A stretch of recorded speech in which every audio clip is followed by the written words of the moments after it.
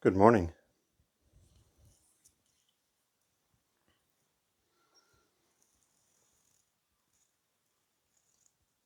Uh,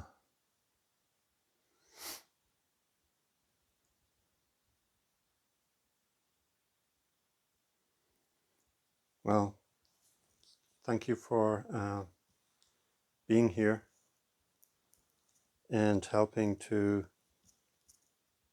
create the energy and atmosphere for this Dharma Talk.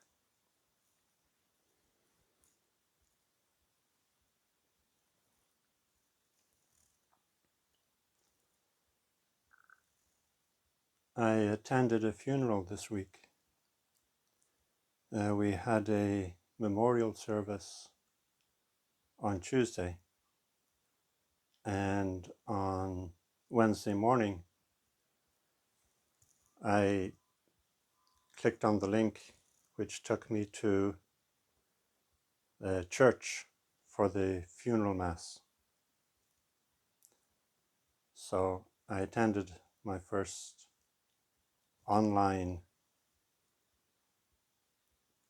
it's not my first online funeral memorial service. We've had a few of them online, but it was my first online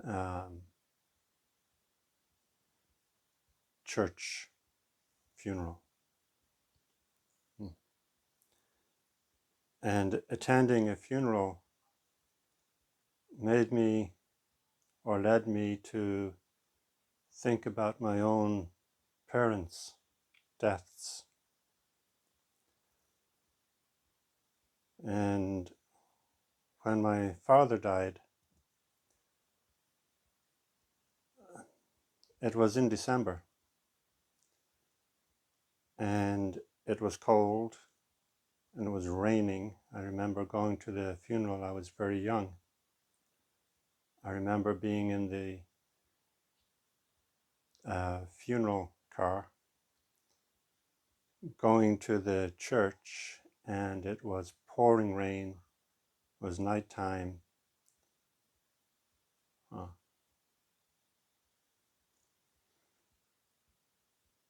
and in contrast, my mother died some 20 years later. And when she died, it was in July. And though the summer was a glorious summer, I could remember feeling the heat of the tarmac atom as I walked across the car park. I could feel the heat coming through my shoes.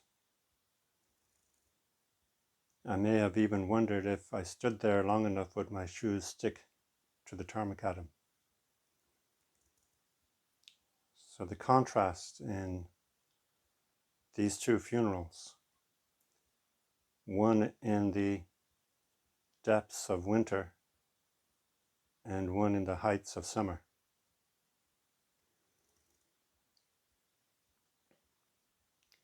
So the funeral mass that I attended, I noticed how well the church looked and how well the webcam was positioned to view the altar and the first few rows of pews and the coffin.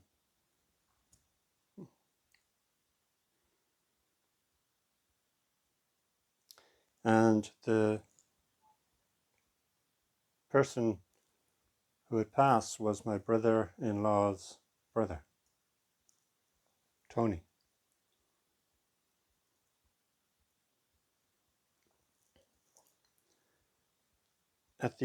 Towards the end of the Mass, or in conclusion of the Mass, Peter, his brother,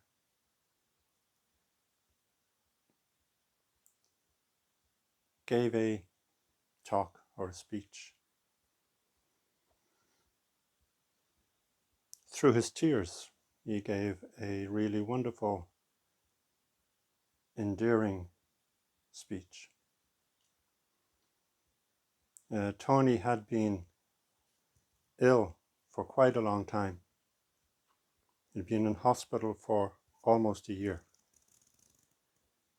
And then he seemed to be on the mend. And so they had moved him to, I think it was a nursing home or somewhere that was intermediate between a hospital and home. And they were working on a plan to get him home.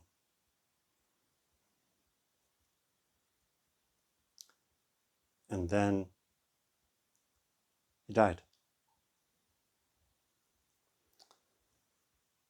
So my brother-in-law was saying how you can give a chronology of a person's life: when they were born, where they were born, where they went to school, where they went to college, where they went to work. You can give a chronology or just a simple list of facts about their life. But that doesn't convey a sense of their essence. And that was the theme of his talk. How do you get to the essence of his brother Tony? And it's not my intention here to try and recapitulate that, but just to express the difficulty of trying to articulate and communicate a person's essence. And I have to say, I really did enjoy Peter's talk, and especially enjoyed that he was able to bring in a touch of irony.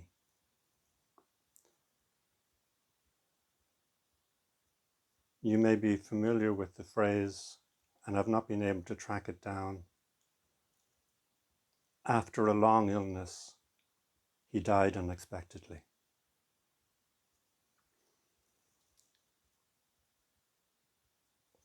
And it really was unexpected. Everybody was cheering for him and planning his homecoming.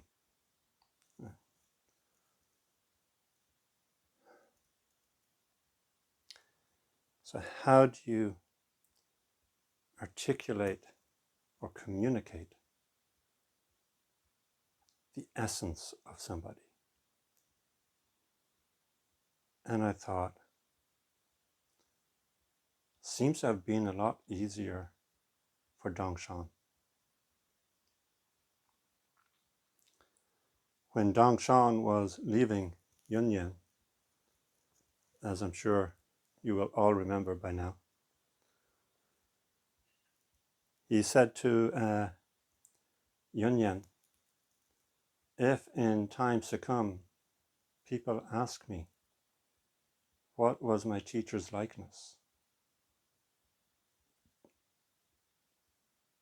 What should I say? And Yunyan thought for a moment, and he said, just this person. And saying, what is your likeness, to me is the same as saying, what is your essence? And Yunyan says, just this person.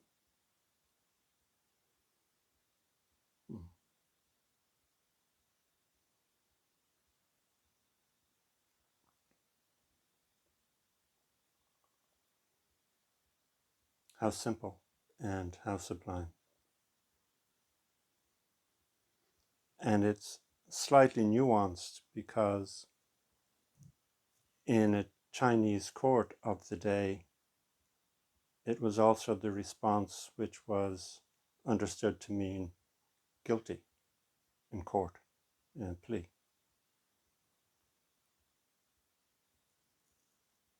Yeah. It's just this person. That's all I can say in my defense. Just this person.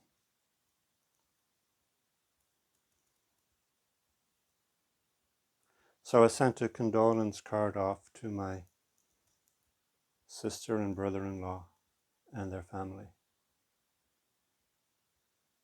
And in it I put, some go with a bang and some go with a whimper. Actually, I put it the other way around. Some go with a whimper and some go with a bang. But only the truly gifted can go with a touch of irony.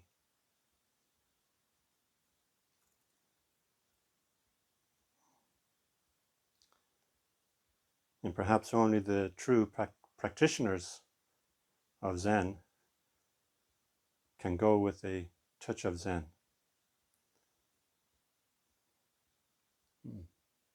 But as you know, Zen is nothing special. So how do we orchestrate a death that is completely uneventful and unremarkable?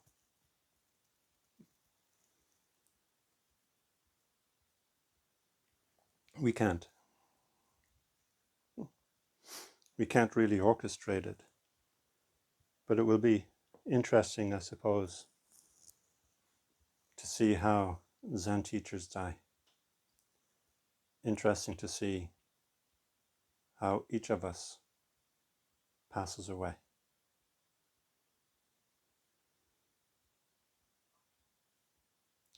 In the words, I'm sure, of George Bernard Shaw, the funeral was a great success.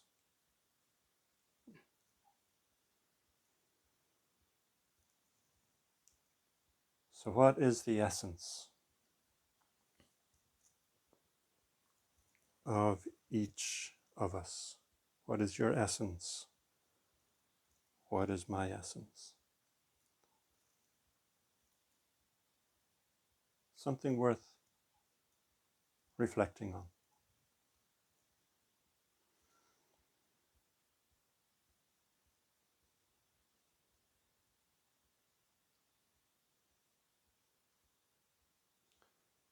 So it may happen and it may not happen. It may happen from time to time that during Zazen, you notice your mind is getting quiet. You may notice that your thinking and your feeling has settled into a steady, either okay or pleasant, painful but pleasant. But there's this settling. And that may happen particularly during a retreat or a sesshin. Can also happen during a practice period. Can also happen outside a practice period. But more likely than not, it's going to happen during a practice period or during a retreat, a sesshin. And you can draw an analogy with even just one period of Zazen where you start off and thoughts are like constantly changing. It's like a river. Thinking about this, and then you're thinking about that, and then thinking about something else, and changes. It's not exactly like they're scattered. It's just that they're bubbling up constantly. And then towards the end of the period of Zazen, you may feel, oh, you've begun to arrive. you don't feel so pulled in different directions.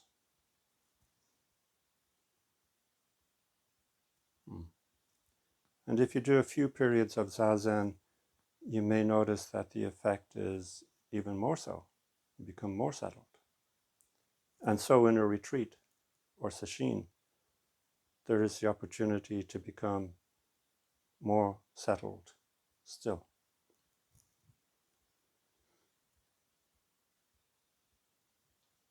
And it's in this settledness, in this stillness, in this quietness of the mind, that we can see a little bit more clearly what is going on inside it. We can pay more attention to the internal dynamic. And even as our mind is not settled, we can observe the internal dynamic. We can notice that it is unsettled. And we can make an effort to be present. And then we get distracted. And then we come back. And then we get distracted. And then we come back. And eventually, through this persistent effort to be present, the distractions become less intense and a shorter duration. So we come back sooner. We come back sooner.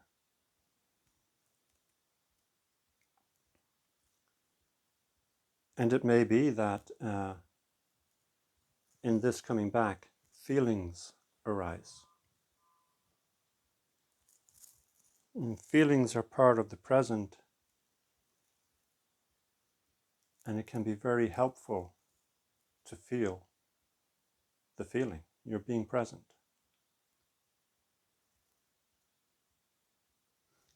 Could say that feelings are more stable than thoughts. They tend to come and stay for a while, where its thoughts seem to flitter more quickly. Thoughts have a quicker frequency, let's say, than feelings. Feelings come, they take a while to come, and then they go, they take a while to go. And thoughts can be so much more quick.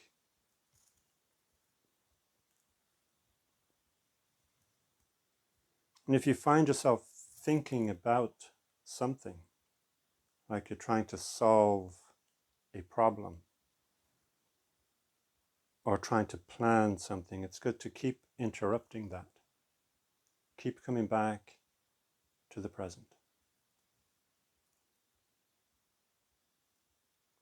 So as things settle, you may get to notice that the intention to be present interrupts the thoughts. So you're thinking about something that you did earlier in the week, like going to a funeral. Come back to being present.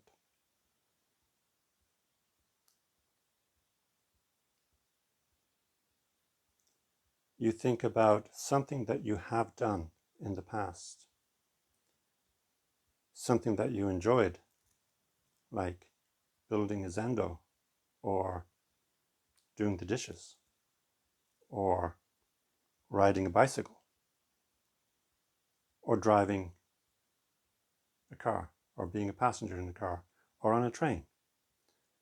The list of possibilities is endless. You think of something that you have done. You come back to being present. In other words, when you think of something that you have done, that can be the starting point for a story. And initially, you might go down that story route. You jump on the train of thought. And then you realize it and you come back. But as soon as you realize it, you come back. It's the noticing that you're distracted brings you back. And the reason you notice that you're distracted is because you had the intention to be present. So the intention acts as a reminder. Oh, you're not being present.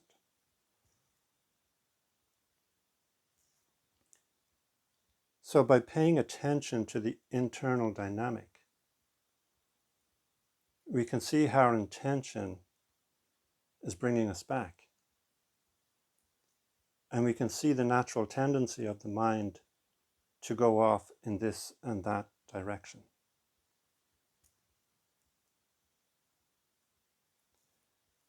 And as things settle,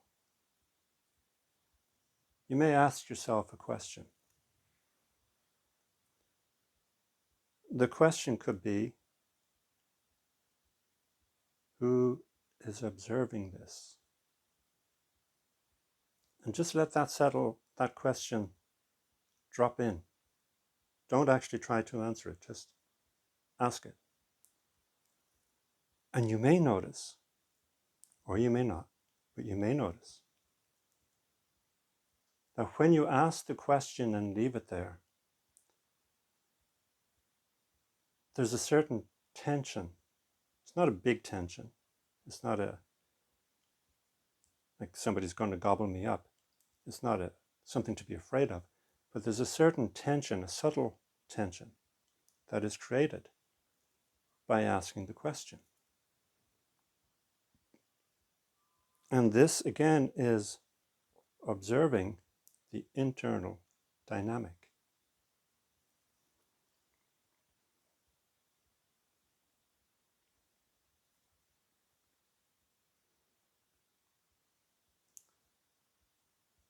It may become very, very subtle, where you are being present and nothing is happening. Everybody is sitting in silence, so nothing is happening, but you're being present. And then a thought comes.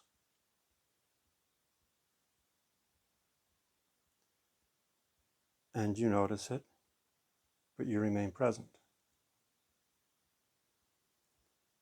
It may happen then that another thought comes, and there's a different feeling about it. It feels as though you're entering a bubble, or the thought is somehow like a cloud that is surrounding you. And you can feel yourself being taken away by it, and you come back. Your intention to be present is preventing this distraction. I love the word distraction. I love the word distraction because when I was in massage school, after the first thing that I left Zen Center, I went to massage school. And the teacher was talking about massaging the muscles as a distraction. You get traction and you stretch it away from where it is anchored. Okay. So you've got the idea of distance and traction. So in this quietness of the mind, you can feel the distracting envelope, or the distracting, let's use the word glue, of thoughts. You could use the word effluent. Either way, you get to feel or notice the distractiveness of thoughts as they arise. You're getting very close to something here. You're observing the internal dynamic of the mind. You're observing the process of fabrication, which Thanissaro talks about. So I'd like to approach this from another angle. And some of you may have heard me talk about this other angle before.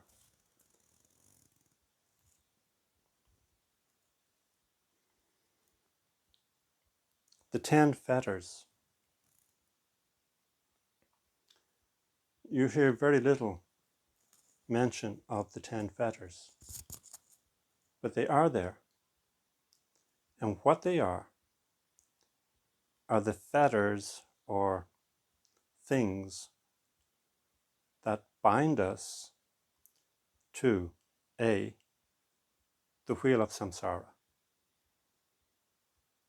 B, conditioned existence, C, dualistic thinking.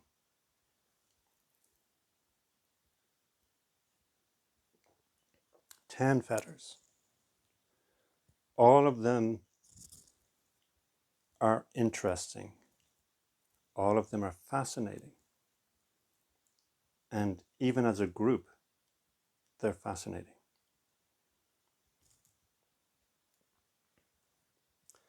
The first 3 fetters are habit, superficiality, and dependence on rites and rituals as an end in themselves. And the first 3 fetters have a particular significance, which we may get to.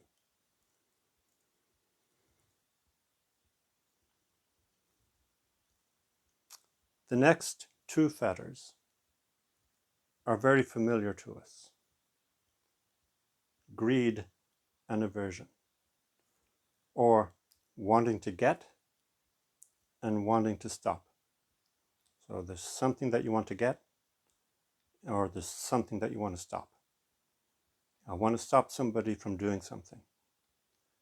I want to stop the roadworks that are going on next door to me. I want to stop something.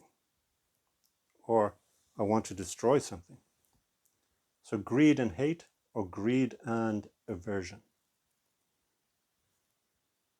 We're familiar with these coming up in other avenues of Buddhist thought.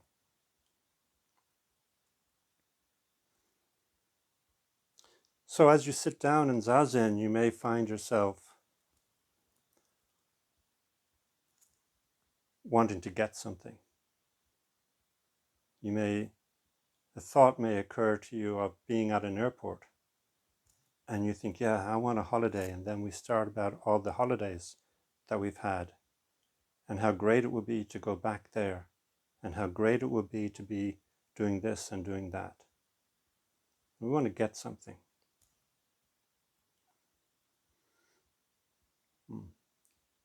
So then the next 2, this leads into the next 2. First of all, it's desire for existence in the karma loka. And you can see how that would be. I have the thought of the airport. No big deal. If I'm just being present, it's a thought of the airport. But it can become a point of distraction where I start thinking about where I could go. And I start thinking about the holidays that I've had and how I want to do that again. And I start planning. When COVID is over, I'm going to go to Spain, or I'm going to go to Greece, or I'm going to go to California and sunbathe and swim, and start thinking, okay, desire for existence in the kama or karma loka, the realm of karma. Or it may simply be, yeah, when this half day of Zazen is over, I want to fix that window, right? So desire for existence in the karma loka.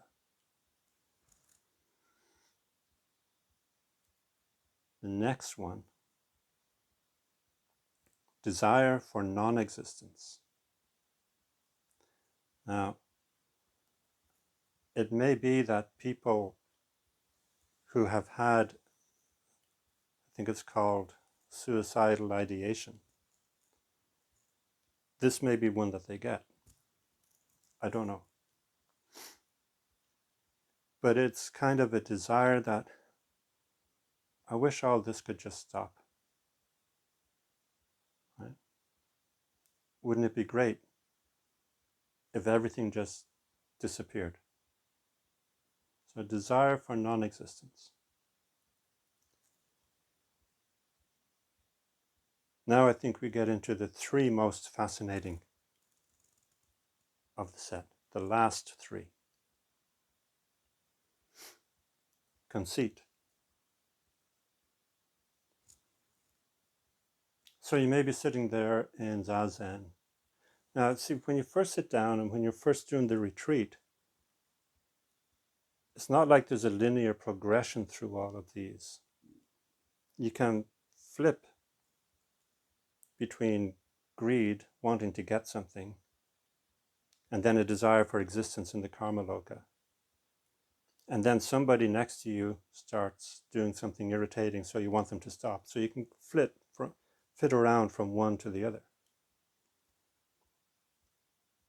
But because we're being present and we're paying attention, we are noticing the internal dynamic of the mind.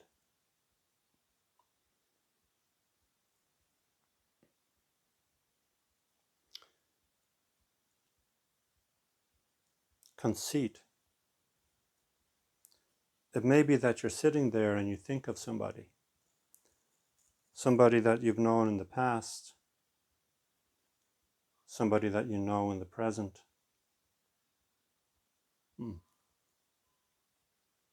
Somebody that you think you know, but you don't really know. And the thought occurs to you, I'm better than them. Or maybe they're not as good as me. Or maybe I'm ahead of them. Or it may be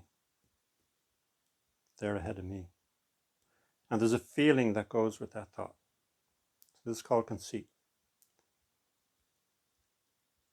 Now, from the practice point of view, it's great if you know the words, because when it happens, you can say, that's conceit, right? And when you notice it and say, that's conceit, you notice what effect that has on the train of thought that you were getting into. The dynamic is changed when you notice it. You now have the initiative when you notice it. Before you notice it, you're just caught up in that cycle of comparing yourself with somebody else. But because you have the vocabulary and the intention and the attention, you can say, I recognize this. This is conceit. Now think of how far from the first fetter this is. I know they don't go in linear fashion, but there is a linearity to them. It's as though you can hop around, but there is a direction to them.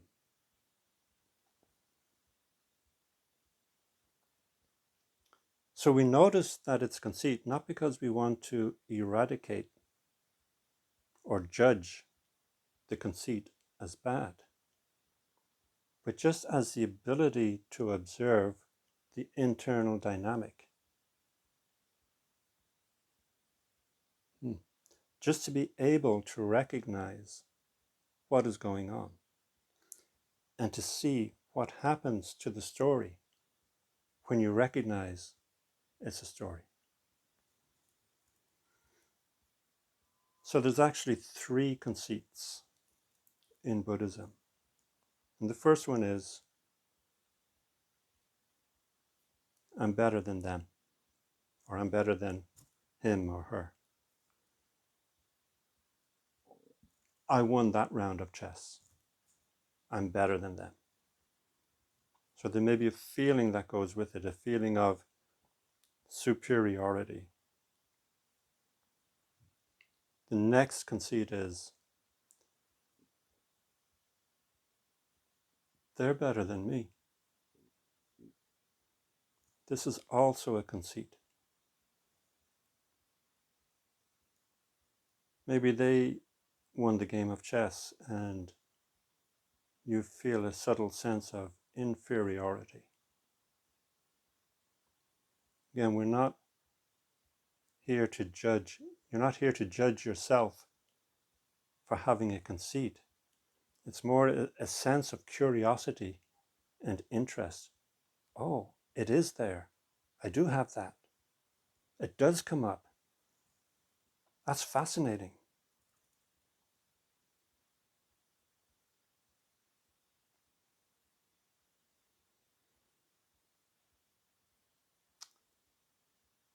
And to notice how it feels when you have that, we'll say, conceited thought.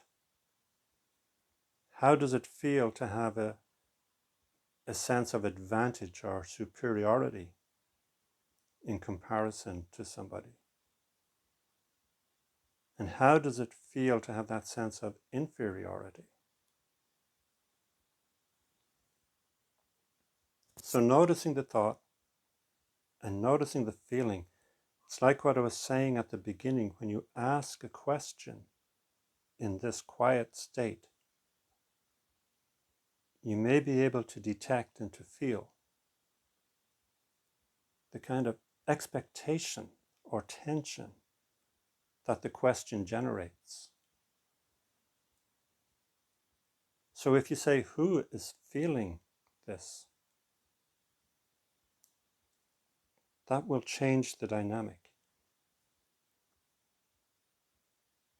And again, it's noticing, observing how the thought changes the dynamic. We're not actually trying to change it into something else. We're trying to notice how a present thought changes a habitual cycle.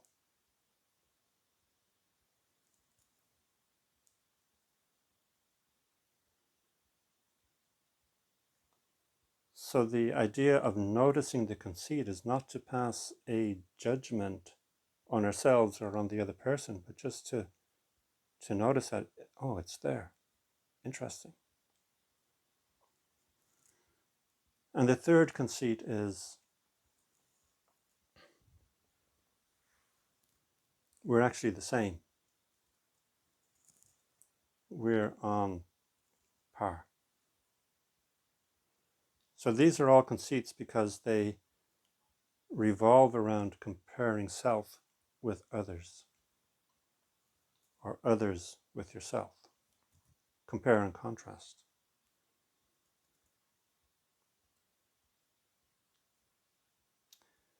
So you can also take a pinch of encouragement if you notice this line of thinking in the midst of a retreat. Now, okay, if you're scattered, like one moment you're comparing yourself to somebody else, and the next moment you're thinking about what you're going to be doing, and the next moment you're wishing that the roadworks would stop. Okay, you're not quite there. It's when the conceited thinking is the central theme or the central distraction.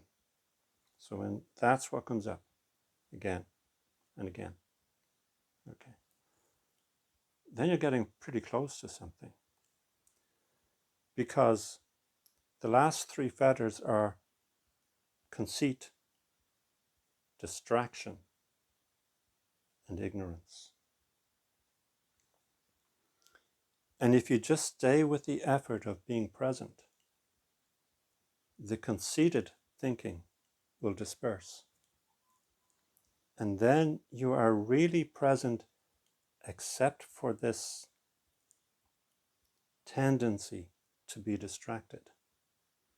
And when you get to there, it's like you're entering into a bubble. You're being pulled away by glue, or you're being enveloped. It's as though your consciousness is being pulled into something. And when you notice it happening, you just come back to being present. And then you notice it happening again. Come back to being present. So now you've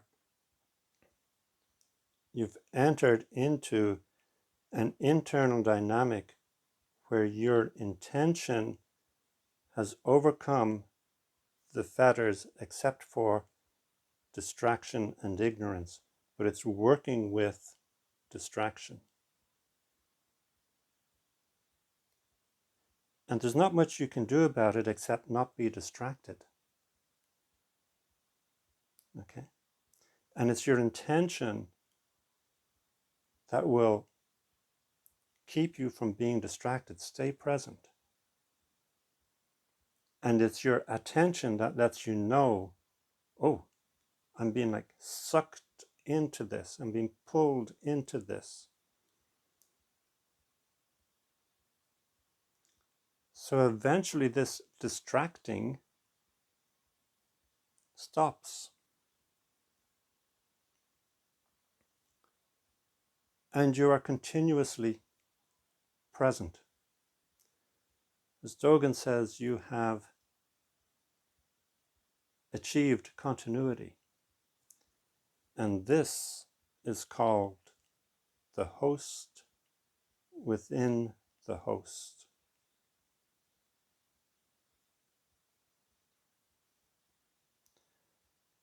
Distractions have been set aside. All that's left is ignorance.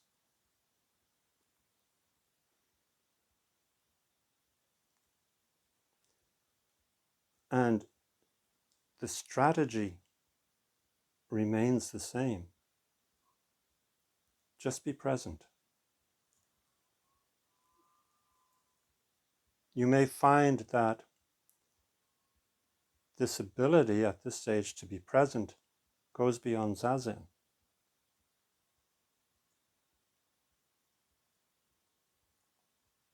So when you get up and you do kinhin, you have something to eat, there's still no distractions. You're still completely present. But there's still this final thing called ignorance. And what that ignorance is, the counterpoint to it, is insight. So something may happen that sparks the insight that ends the ignorance.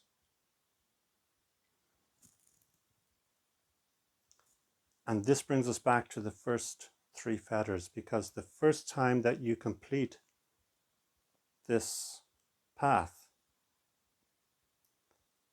the first three fetters are broken. The other fetters are not broken.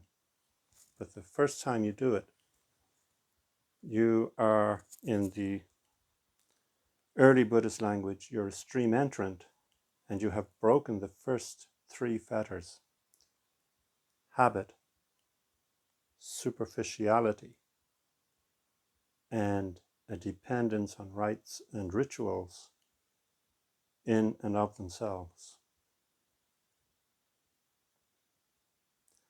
In the words of Sangharashikta, you become creative, committed, and clear. clear about what you're doing. I could substitute other words for created or for creative. I think spontaneous would be better. We often confuse spontaneity with impulsiveness.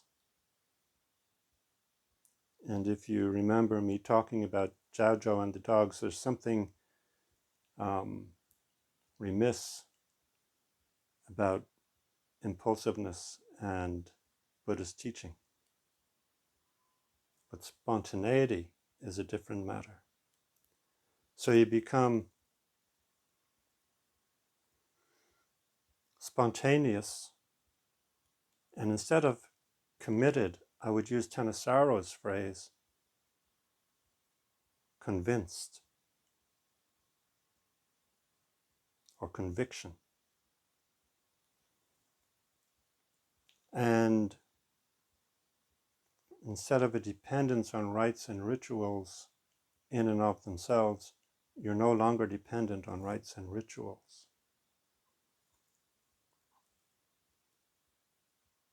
You see what it's about. So that's the first time you complete this cycle, when you have insight. The other fetters you have temporarily suspended or temporarily overcome. But the first three, the saying goes, you have broken.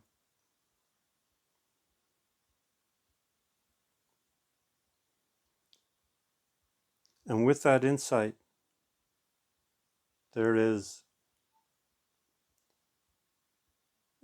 a seeing things as it really is. You see into the essence of things. You see into the suchness of things.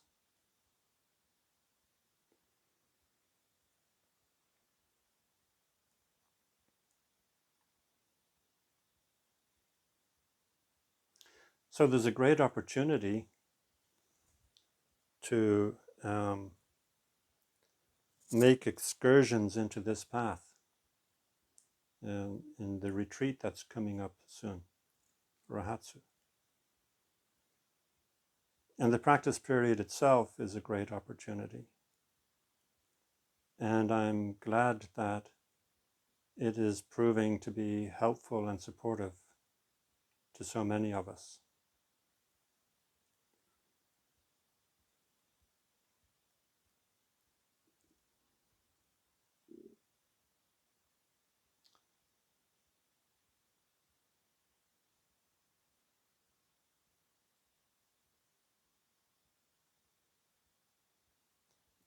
I was listening last night to Lou Reed. Perfect day. I'm glad I spent it with you. Or as I would prefer to say, I'm glad I shared it with you.